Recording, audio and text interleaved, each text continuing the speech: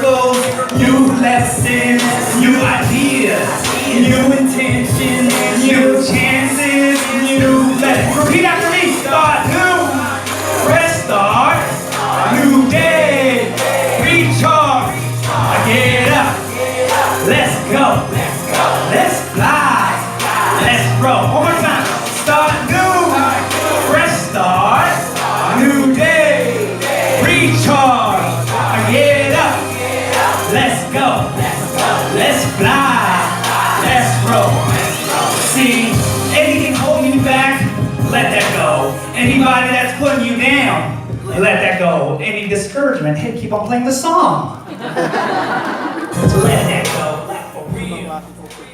Now we can play it. Turn it up.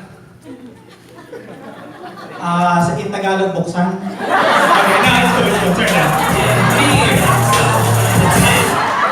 Awesome, give yourselves a round of applause. Oh, I love it, man. I love you, dude. Woo. All right. So let me tell you guys something. So you guys really have Billy as a visionary leader. And I say that because he said, hey Romeo, I'm having a conference, could you speak? And I said, maybe, because me and my wife are going to Boston tomorrow and I don't know if we'll have time to come back and we have to go through flights. And then he said, you know what, I'm just going to pray and envision that you'll come. And I said, okay. And then he went on to say, well, would it be okay for me to put you on the poster? And I said, sure, but I just want to let you know there are no promises. He said, I'm going to pray that it will happen, right? Fast forward, I ended up going from Balasin, not to Manila, but to Clark, right? I don't know if you guys know where Clark, the airport. And I said, Hilly, I don't know if I can make it. He said, I'm still praying. In other words, he's kept on staying in faith. Where are you? I don't know, I'm in traffic. I don't know. But all in all, me and my wife were sweating to walk over here. We took the the shuttle, then walked, and we're here. And all that happened through the faith of Billy. So go ahead and give Billy a round of applause. Man. So there are a lot of things I want to share with you today, but not everything might not resonate with you. There might be 10 things that might resonate with you, 5 things, 1 thing.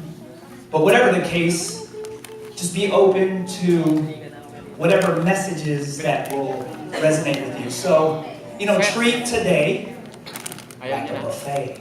And I know us Filipinos love buffet. We love food. And so, as I'm talking, take what you want, and then pass on the things that you don't want. But also take on things that you may want, but you won't use it later on. Okay? I have to also say this, don't see this as like, Romeo's gonna perform for us, and we're gonna be entertained. I want this to be also a session where you'll receive some gems, and I also want you to take notes. I'm gonna tell you right now, I know slides are up, and I see cameras like, take a picture, that's my note taking. I'm gonna let you know right now, I don't have any kind of slides. You're like, darn. But here's one thing to note. Note takers are the money makers. Note takers are the money makers. In other words, that's a good note to write down. I said that the other day, then I thought about it just a little bit more. It's not just about the note takers that are the money makers, but it's also the action takers that make the real money. Write this quote down. It's by Jack Canfield, my mentor. He says, "The world doesn't pay you for what you know, it pays you for what you do." The world doesn't pay you for what you know, it pays you for what you do. So in other words, taking action is key. All right, so let me give you a little bit of a background who I am. I'm Filipino, I'm Filipino-American, and I know some of you guys are like, are you sure you're Filipino? Are you black and Filipino? Are you mixed? Are you this?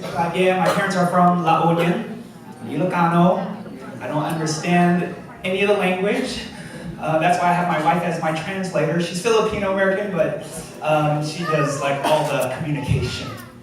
And so, growing up Filipino was amazing in the United States, but let me even go before that, because I'm also about understanding history before understanding the now.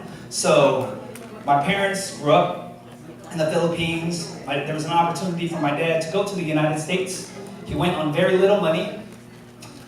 His first job was pumping gas at a gas station. And his second job was dishwasher. He was washing dishes. And then his third job, and his job that he did for like 40-something years, was being stacking boxes at Macy's, a department store. But little do a lot of people know is that my dad studied to be an engineer, and he had 2 degrees with it. And so my grandpa said, hey, there's an opportunity. Even though it was something he worked hard for, there was an opportunity here. And I bring that up because even though we might strive for something and it doesn't go the way we want, it's all going to be a part of the bigger blessing that God has in store for us. My dad worked hard. He had me. Yay. And, as a young kid, 4 years old, I loved breakdancing, right? That was my thing, Dance, breakdance, throughout elementary, middle school. And when I got to high school, I played sports. I played American football, and I played volleyball. I was an athlete. I was cool. But inside my heart, I wanted to do theater. I wanted to perform. I wanted to act. But I did it in high school because I was afraid of what other people might think about me. I was afraid of being rejected. I was afraid of not being good enough. I was afraid of not being accepted for the things that I liked. So it wasn't until I went to a community college where I took my first acting class. So I remember there was an audition for a play, and I've never auditioned for a play in my life. And I remember going up to my first acting teacher, Valerie. I said, hey Valerie, I've never auditioned for a play in my life. Want to do it? Should I? And then she says these words that changed my life. She said, Romeo, you won't know if you don't go. And I was like, girl, say that again. She said, you won't know if you don't go. You won't know if you don't go. That's one thing to write down. So I went ahead and showed up to the audition. And I don't know if you've ever been in a situation or an environment where you walk into the room and you don't really know anybody, so you just kind of stand back and just observe the whole thing, right? People are mingling, people are like having a good time, but sometimes you might feel like the odd person out. That's the way I felt. And so in this audition, I had to do a monologue where I had to do a speech by myself, and what we had to do is captivate the audience's attention. So the first person goes out on stage from the wings, and runs out there and goes boom, he says his lines, and everybody gives him a round of applause. Cool. Second person, who I think is like the good-looking guy, like he was the popular one. And I'm over here like, getting intimidated. I don't know if you've ever been in a room where you felt intimidated by somebody's looks, or just because of their popularity, or because of how much success they created. So he went on to the stage, boom, did his monologue, everybody loved him. And I remember the other thing that Valerie said was, when you audition, make bold choices. Make bold choices. And so that really stuck with me. And so when they called my name, I remember, bold choice, Romeo Marquez Jr. Boom. So I run out on stage, I do a round off, then I do a backflip, I go boom. And everybody goes, whoa. And then in my head though, I go, whoa. Because it surprised me, and I did the monologue, and I ended up getting the part, which led to other parts, which allowed me to go to UCLA to study theater, film, and television. And then I got into the whole acting world, but I felt there was something more inside of me that I wanted to share out there to the world. And it wasn't until I discovered personal development and speaking where I found like that was my true gift. It was my true gift in a way where I know I could serve the world in a greater way. Like I didn't know what to do with this energy, just like this kid right here. Just moving around, like I don't care what you think about me, I'm gonna be free. Ooh, write this down. Thank you, young man, for giving me some inspiration. Write this down, it's an acronym for life. Ready? Life stands for living in full expression. Living in full expression. Meaning live out all the things that you are capable of doing. Live out that greatness. Live out those ideas. Keep taking action, even though you might fail sometimes. And even though we see fail is a bad thing, it's really a good thing. Because write this down. Fail is not the opposite of success. It is a part of success. Failure is not the opposite of success. It is a part of success. I love acronyms, so write this down. What FAIL stands for is finding answers in life. I got some notable things. Finding answers in life. So when I learned that, I said, let me just keep on failing, because this is part of the journey. And as we go about, doing our sales, as we go about, the market, as we go about, getting our clients and so on, we'll get the no's, but it's not about the no. The no really is one step closer to the yes. Boom, I found personal development. I found myself a mentor, Jack Canfield, who's been a big inspiration in my life and has allowed me to do what I do now, where I travel around the world talking to teams and organizations and CEOs like yourself so that you can up-level your greatness. And this comes from somebody who was a student in the classroom who didn't want to raise his hand because he was scared of what would come out of his mouth. I was afraid of stuttering. I was afraid of what I might say might not make sense.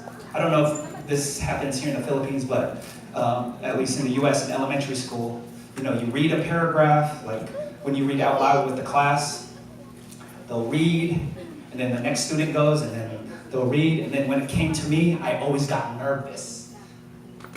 When I was back there, right, about to go on, I was telling some of the people back there, I go, I'm nervous. But nervousness is a sign of excitement for what's to come. All right, let me dive deeper into some content. So some of this content derives from Jack Canfield's success principles. These are principles that are some keys. There's a lot of them, but they are some keys to unlock some of the potential and greatness within you. It's an acronym. I love acronyms. So, G-R-E-E-N. Green. Right? Everybody say green. Green. Everybody say green. Green. The first G stands for goals. We know about goals. Goals. G-O-A-L-S. Goals. Right? I don't want to go too deep into goal setting because I feel like you guys know about goals. How much by when? In other words, how much do you want to achieve by a specific amount of time? Or not specific amount of time, by that particular deadline. So Billy was very clear with his goal for me. He could have easily said, Romeo, I want you to speak tomorrow. And I would have been like, oh, okay, that sounds cool. That's very vague, right? But he said, I have a conference taking place tomorrow, and your slot time is at 5 o'clock p.m. And because I was very clear of what that goal was, even though there are pieces of me going, I don't know if I can make this goal happen, but he believed fully into this goal that it was going to happen, but that stating that goal allowed for clarity. Okay? Goal. All right. Keep it moving, because I want to get to the next one. It's very important. The R stands for ritual, or routine. Now, there are different routines that I can talk about of what you do in your workday. There are routines on how to, the things on what you want to do after, you work or whatnot. But the routine or ritual, what I do want to talk about is a morning ritual. Like your morning routine. How many of you, actually I don't want to call anybody out, think about if you're one of those people, as soon as you wake up, you take your phone and go on Facebook. Right? Or you might check your email. Or you might start thinking about like, oh my gosh, this happened yesterday, this person said this, and you go down this spiral. And so what I want to talk about real briefly is your morning ritual. A ritual that will help ground you so you can set yourself up for success for the day. A lot of people ask, like, how do you get all this energy? Right? Where's like this enthusiasm come from? It all comes from the morning ritual. Because it's all about serving yourself before you serve others. And it's not in a selfish way, but it's in a high-performing way. Let me give you an example of what I do. So it's called the hour of power. And it doesn't have to be the hour of power for you. You might start out for like 10 minutes, 15 minutes, 5 minutes. But the first thing that I do when I wake up is I read something positive. Sometimes we might go to the news or go through Facebook, and then there might be like these negative articles, or somebody might be complaining about something. So that sets our mind going in that direction, because what you focus on expands. Oprah said that. What you focus on expands. And here's another thing worth writing. It's your inner world that creates your outer world. Right? It's your inner world that creates your outer world. So all this right here, the enthusiasm, the love, the joy, the light, all derives from what I do inside and how I serve myself. Boom. So I'll read for 20 minutes, something that will grow me personally, professionally, or spiritually. One of those things. Personally, professionally, or spiritually. After I do that, get myself grounded with that, then I meditate. I meditate. So there's a saying that says, when you pray, you're talking to God. But when you meditate, God is talking to you.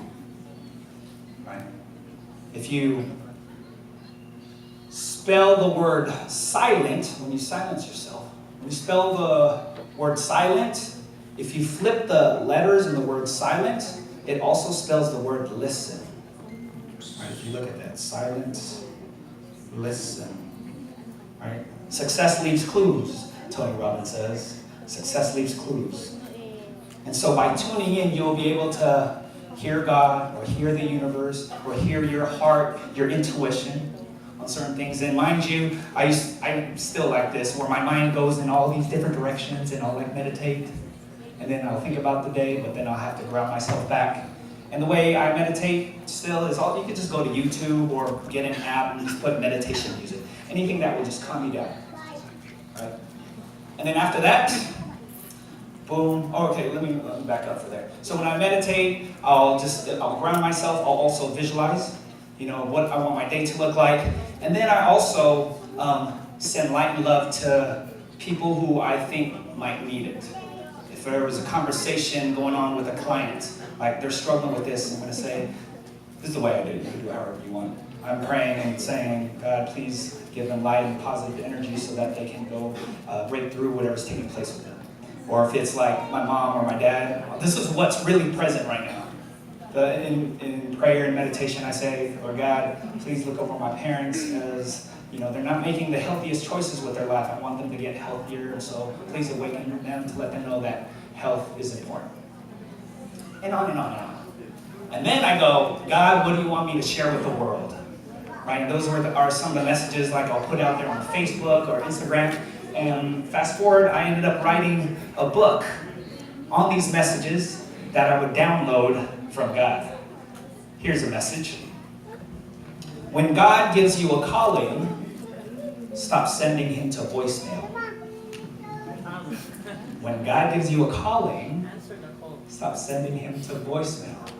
Like he might be giving you these messages and you might go, oh, later, I don't know. I'll wait for the time is right. And just keep on coming. It's continuing messages that's, showing up. Pay attention to that. Another message is, when you do it now, N-O-W, you have new opportunities waiting. Now, N-O-W, new opportunities waiting. All right, boom. After I do that, I'll write in a gratitude journal. I'll write down 10 things I'm grateful for. Gratitude leads to greatness. You guys are in real estate. What you appreciate, appreciates. Right? What you appreciate, appreciates. When you add value, the value rises. So we know that in the housing market. Why not do that for yourself? Why not do that for your business? And therefore your confidence goes up, your self-esteem goes up, and now you feel more empowered to serve and share with the world. So after I write my gratitude journal, I'll review those goals. Right? I review, here's a key factor, we know we set goals and that's cool, but review those goals every single day. Every single day. Because once you put it in the forefront of your mind, you are more intentional, more focused, and when you don't, life happens, distraction happens, Facebook happens, and so you'll go, I'll start tomorrow. I'll start Monday. And Monday leads to next year, to 5 years, and you go, why didn't I do this? Why is this happening? Oh my gosh, is it too late? Why is this person succeeding more than I am, and so on? But review those goals, and then visualize it. Let me talk about visualization real quick. So there's a story in the Success Principles about Jim Carrey. How many of you are familiar with Jim Carrey? Yeah. Actor, right? So he has a story on visualization. So he was an aspiring actor in Canada. He was, a custodian at the time, but he had this big dream of becoming an actor and a comedian. And eventually he went to LA. He did what he did, but one of the things he did was go up Mulholland Drive, a big street, and went to the top of the mountain, would go out of his car, look over the city of Los Angeles, and go, I'm going to be a successful actor. All the great directors, producers, writers are going to want to work with me. I'm going to be a successful actor. He saw himself being on set and so on. And went in his car and did what he did. Next day, boop, again, he did this daily. I'm going to be a successful actor. All the great directors, writers, producers are going to want to work with me. I'm going to be a successful actor. Went in his car, went about his day. Next morning, boom, I'm going to be a successful actor. All the great directors, writers, producers are going to want to work with me. I'm going to be a successful actor. And it is no wonder he became the successful person that he is. Obviously, taking action and all that, and believing and staying faith is important. But that was one key tool that was important in his career. Now, I went, oh, okay, that's cool. Let me see and visualize that I'm going to work with Jim Carrey. You know how like there's those dreams where like, I don't know if I should dream that because it seems too big. Right? I don't know if it will happen. But I just did it. I went, I'm going to work with Jim Carrey. Visualized it. 2 weeks later, I get called onto the set of the movie, the number 23, the scary movie back in 2006 or so. And it was just extra work, being in the background. And I remember the first assistant director said, all right, everybody get off set. We have to change the film. Just go ahead and go where all the snacks are. So, eating the snacks, talking with the other actors, how long you been acting, where you from, and then Jim Carrey comes through the door. Now, in my head, I'm like, oh my God, it's Jim Carrey, right? Super excited. But what really happens is this. So, and then I go talk with the other actors. And then the first AD says, all right, everybody get up, time to get back on set. Everybody leaves except for me and Jim Carrey, because I just read this story and I had to talk to him about it. So I go up to Jim. I go, hi Jim, I'm Romeo. He goes, hi Romeo, I'm Jim. I'm like, yeah, I know that.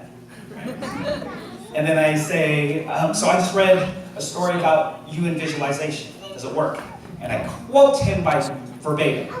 This is exactly what he says to me. He said, Romeo, it works. But really? He goes, yes. I really try to tell people that. And then he also wrote himself, as some of you may or may not know, he wrote himself a check for $10 million because he wanted to make that money as an actor. I said, why did you do that? He said, it was a way for me to see that I was going to make that much money in acting. So my question to you in that regard is, how much money do you want to make as an agent in your profession, in your industry? How many, buildings, how many condos, how many houses, how many residences do you want to share or sell? How much income do you want to make? Visualize that, put that down. Again, going back to goal, how much by when? And so that from there, obviously, that allowed me to implement visualization. And one of the big things, here's an interesting thing that I don't share a lot, is I visualize myself speaking in my community. Bam, that happened. And then I was like, okay, let's expand that to all around California. Bam, that happened. Visualize doing the United States. Cool, that happened. And then I started visualizing doing it all around the world. And I was getting invited to like the Ukraine, India, Canada, but Philippines was not showing up. Timing had to happen, right? Everything happens in perfect timing. And so it wasn't until last year I was able to do a speaking tour in the Philippines. But I kept it in the back of my mind. But here's what's important. I didn't want to say I want to speak in the Philippines because I want to add that to my list of countries.